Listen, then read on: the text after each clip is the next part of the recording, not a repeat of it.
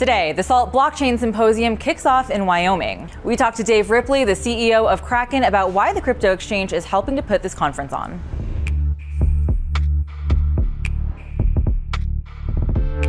Welcome to CNBC's Crypto World. I'm Tanea McKeel on the ground in Jackson Hole, Wyoming for the SALT Blockchain Symposium.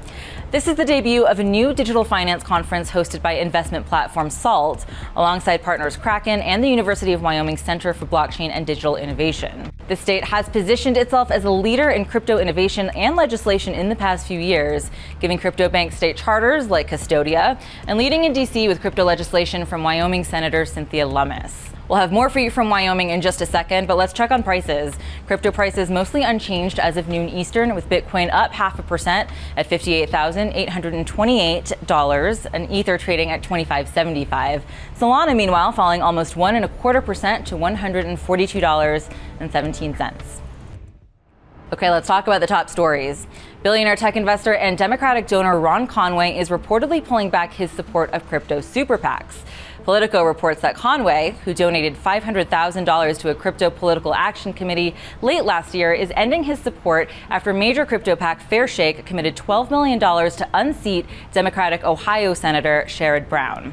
Conway reportedly emailed members of Fairshake's network, including Coinbase CEO Brian Armstrong, Mark Andreessen, and Ben Horowitz, saying no one warned him about the effort beforehand. Conway reportedly called the decision a slap in the face as he prepares to meet with Senate Majority Leader Chuck Schumer. Conway's venture firm, SV Angel, lists blockchain firms on its portfolio, including Coinbase, OpenSea, and Yuga Labs. A source close to Conway confirmed to CNBC the validity of Politico's reporting. We also reached out to Fairshake, but didn't hear back. Next, State Street, the fourth largest asset manager in the world, is expanding its digital asset business with a new partnership. The firm is teaming up with digital asset platform Taurus and will use its custody and tokenization products. The asset manager said in an announcement that these tools will help State Street automate digital asset services like tokenized securities. The partnership, of course, comes at a time when Wall Street is looking to embrace crypto and blockchain technology, but has faced regulatory hurdles. Here in the U.S., the SEC's Staff Accounting Bulletin, or SAB 121, directs financial institutions holding crypto for customers to keep the assets on their own balance sheets. Some have argued SAB 121 creates confusing or restrictive accounting standards for companies wanting to deal in crypto. The SEC, meanwhile, argues those rules help fend off technological, legal, and regulatory risks that the agency says aren't present in safeguarding non-crypto assets. All right, let's pivot back to here in Wyoming for our main story. I spoke to Dave Ripley, the CEO of Kraken, the partner putting on this blockchain symposium. We discussed the significance of having this conference here in Wyoming and what's next for the crypto industry. Dave, thank you so much for joining us today. What a beautiful event. I'm very excited to be here. What is the significance of being here in Wyoming right now at this, part of the cycle? Yeah, well, it's awesome to be here, Tanea. Thanks for having me on. So a number of things. I mean, the significance of Wyoming for us is actually really significant. I first came to Wyoming, I think it was back in February of 2019 in the bear market of crypto and a cold day, probably negative degrees wind chill when I was here. And Wyoming has taken a forward approach to crypto since that time, actually, putting in place a regulatory structure that we're now a part of. Which has frankly been fantastic. They've really been an example for the rest of the U.S. and for the world on how to do this right. But the significance of kind of this time period, I mean, I frankly think we're in an awesome time period. We, if you look back, a year plus ago, negative sentiment, prices depressed, kind of a lot of negative pressure in the U.S. government policy environment. Gary Gensler and all this chaotic SEC stuff. And we look forward to today and, positive sentiment has returned. The price is, of course, up. We just had the halving. And so a number of things that I think are in catalysts going forward as well, the ETF and more. So I think it's a positive environment. What are some of the things that you expect to hear out of this conference, or at least in conversations that you're hoping take place? Yeah, well, this conference, I mean, I think it's really a few different things. One is there's a number of institutions here. It's not a huge conference as far as total attendees, but there's a number of really meaningful institutions that have either adopted crypto or assumed to adopt crypto. And so, we have our team here engaging with a lot of these different institutions, which is, point number one. A number of the others, of course, are potential or existing investors in Kraken. So we do some investor relations while here as well. And the last thing is coming back to this U.S. policy piece. We have a really active environment. Things have moved really positively over the past couple months. It's now an election issue, and so there's a number of people from kind of U.S. policy government side that are here as well. And so we've been meeting with them for a couple years now, trying to move things forward, and we finally got some momentum over the past couple months, and so we're looking to further that. I feel like we've been talking about Wyoming and how innovative it's been around creating a friendly business environment for crypto businesses. Kraken has been able to take advantage of that. You launched Kraken Bank this year. Yep. Tell me a little bit about why Wyoming was key to that and how the business is going so far. Yeah, well, as I mentioned before, the the regulatory structure they put in place here is one that's like purpose built for crypto, and taking into account both individuals and the actual end customers and businesses and promoting innovation. So it's really the most positive structure we've seen. With Kraken's role, we've actually put in place what's called a special purpose depository institution. And the structure is basically a full reserve bank with a number of kind of crypto specific laws on top of it. We launched that earlier this year. It's our answer for qualified custody. We've seen great adoption and uptake among different institutions here in the US, and so we're really looking to continue to grow that part of the business. All right, so you mentioned policy before. We're all kind of in wait and see mode to see what happens in November after the election, but it's been a good year. Bitcoin's still holding on to a solid year-to-date gain.